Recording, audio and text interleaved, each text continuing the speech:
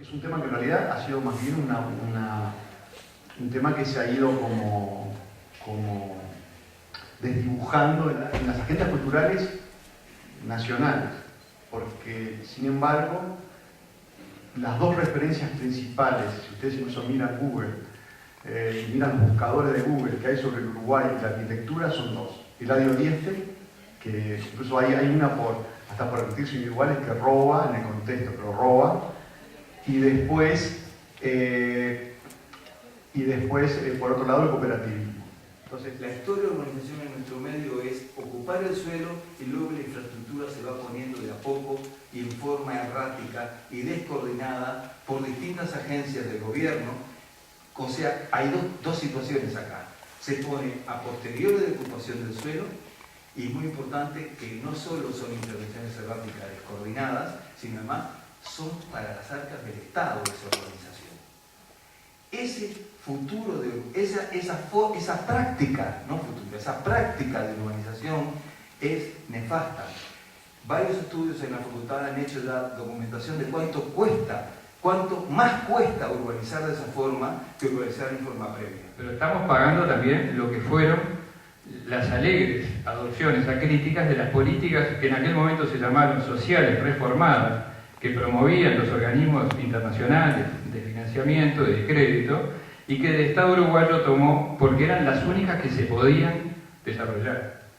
Y estamos pagando entonces el sistema de las viviendas llave en mano, de los núcleos básicos evolutivos, de las políticas focalizadas para los sectores de pobreza, que desatendieron a las capas medias bajas y a los sectores de trabajadores, y tenemos una ciudad mucho más fragmentada, más extendida que la que teníamos en aquel momento. Entonces, me parece que tenemos que pensar el Uruguay de hoy en un escenario muy diferente, donde hoy no solo se puede, sino se tiene que hacer. Porque hoy no tenemos las limitaciones que teníamos hace 10, o hace 20, o hace 30 años. Y ya no quedan excusas. Yo quisiera que la misma audacia que se tuvo hace 40 años, hace 50 años, para adaptarse a las condiciones sociales, económicas, políticas, institucionales y tecnológicas del medio, porque además hubo innovación tecnológica, la tengamos en este momento. Las cooperativas eran de usuarios. ¿Y usuarios por qué? Por un tema de generación de una pertenencia a un colectivo y a una manera de control sobre la cooperativa. Todo el desarrollo que tienen las viviendas, el plan de vivienda de interés social, por ejemplo, está destinado a un sector medio, probablemente medio más alto del que pueda acceder a las cooperativas. Generó una especulación brutal en determinadas áreas urbanas, de las cuales antes las cooperativas podían acceder y generar esa mixtura de entramado social.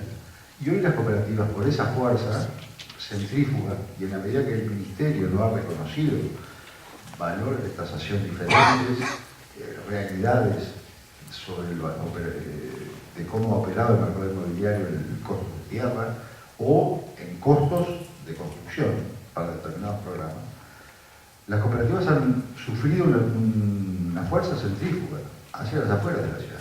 Creo que las cooperativas tienen muchísimo que aportar a esa construcción de la ciudad integrada y la ciudad democrática, lo social y el urbano, como espacio de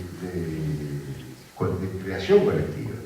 Y eso va desde el espacio íntimo de la vivienda, con todos los imaginarios y cosas que puedan mejorarse sin lugar a duda, y los espacios semipúblicos y sobre todo las expresiones y las articulaciones urbanas, o sea, el modelado del espacio arquitectónico como construcción de ciudad. Entonces, esta idea de que la ley, los actores sociales, los institutos de asistencia técnica de aquel momento generaron una fuerte innovación operando sinérgicamente y, o sea, grupos de arquitectos profundamente conectados con la disciplina, con las cosas que estaban pasando en el mundo en términos de lo que se estaba pensando sobre la vivienda y sobre la ciudad, y al mismo tiempo la capacidad de esos mismos arquitectos para vincularse con los problemas locales, con los interlocutores locales, con las tecnologías disponibles y articular esa solución que tiene esas dos dimensiones en simultáneo. En particular revisaba para esta mesa los criterios de evaluación de cooperativas y son criterios que están pensados para ciertos edificios que se comportan bajo ciertos patrones muy rígidos que responden a un único modelo de vivienda, solo funcionan de una determinada manera, no hay ninguna capacidad para abrir a otros modelos de vivienda. Estoy hablando de vivienda y no de familia.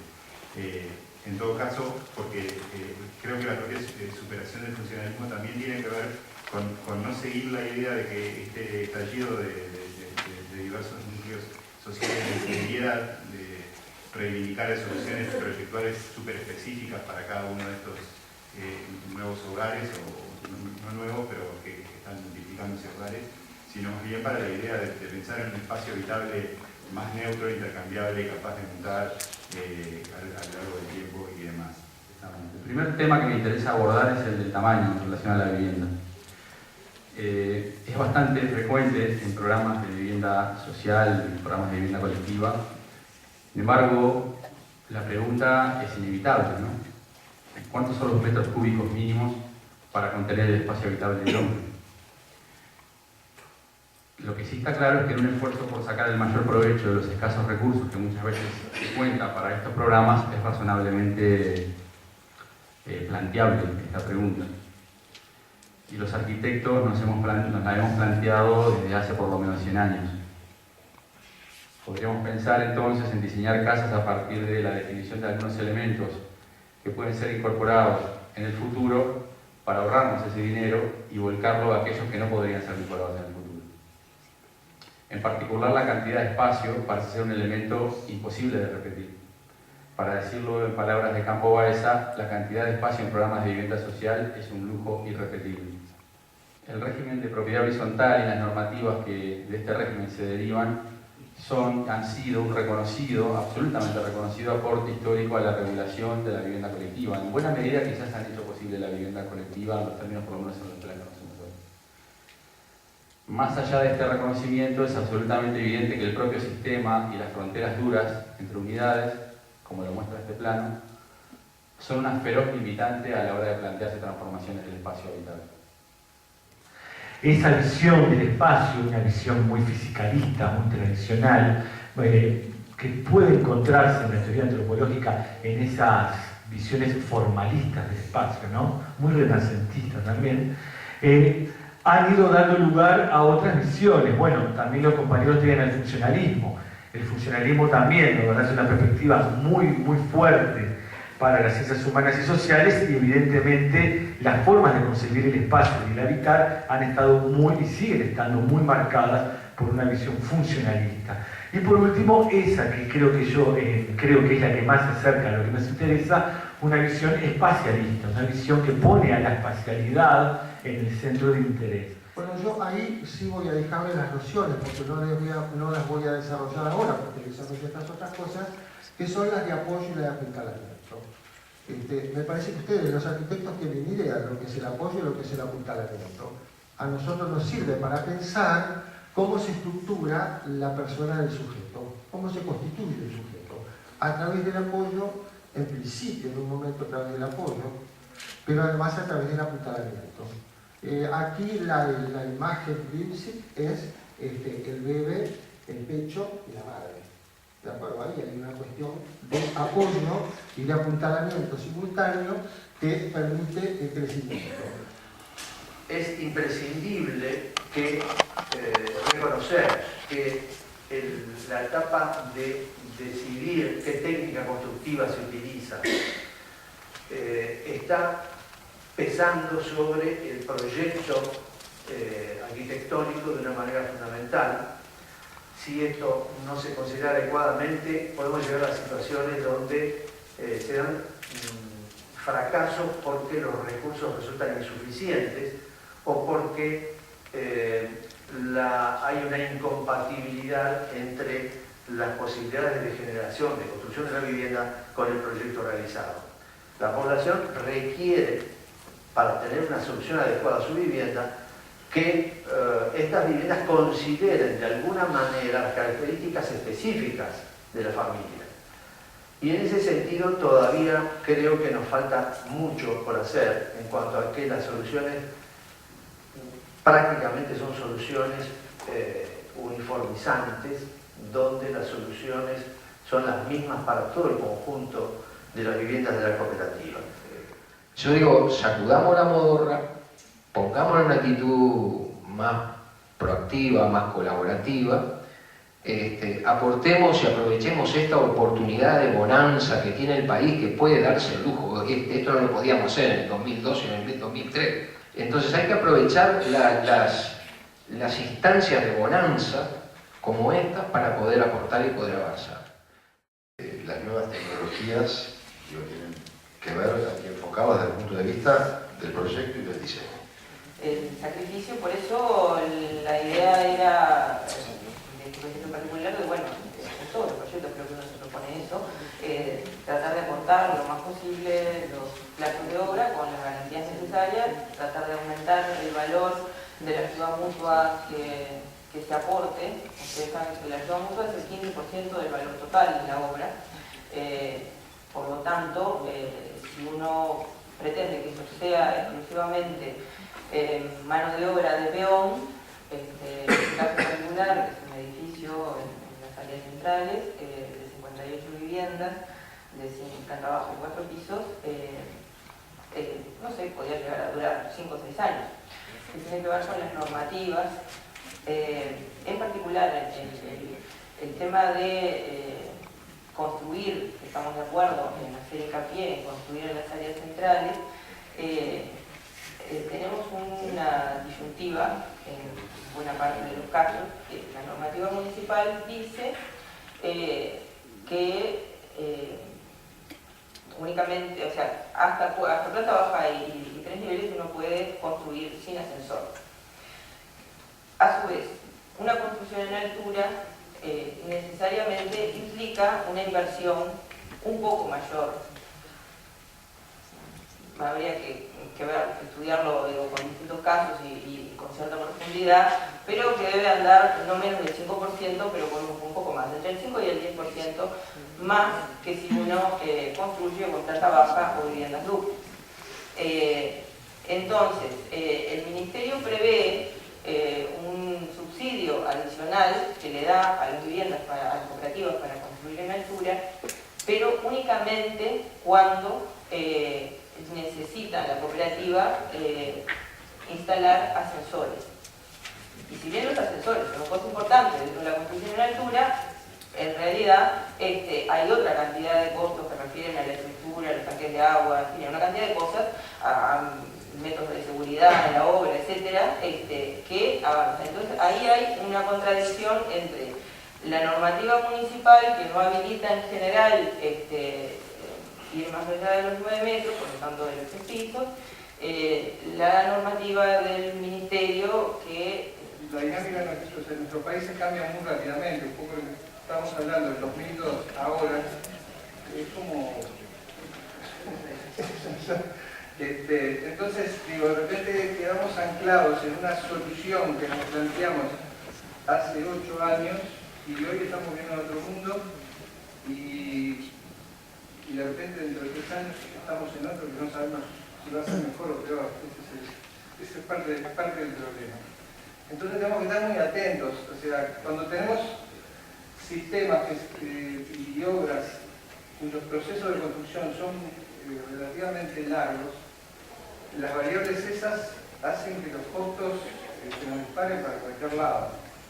Desde el 2009 al 2012, o sea, en 4 años, no en 2, el costo de la mano de obra se incrementó en torno del 100%, con incrementos del 12, 18, 22 y 23.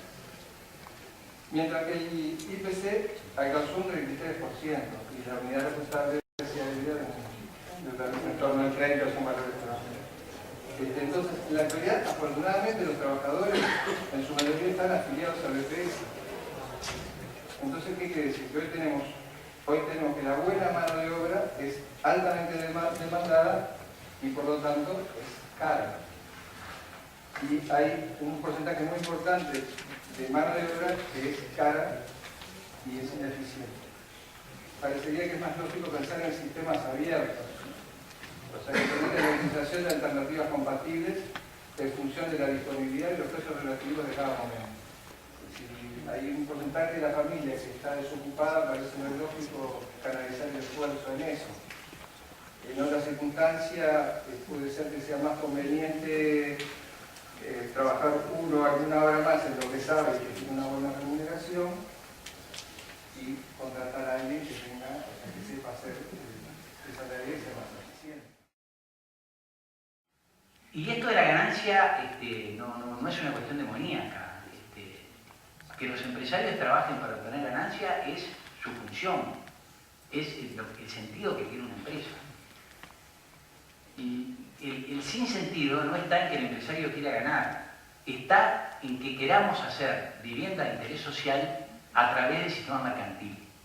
Y la única cosa que parecía como clara era que cuando los destinatarios participaban en la gestión, el resultado era mejor.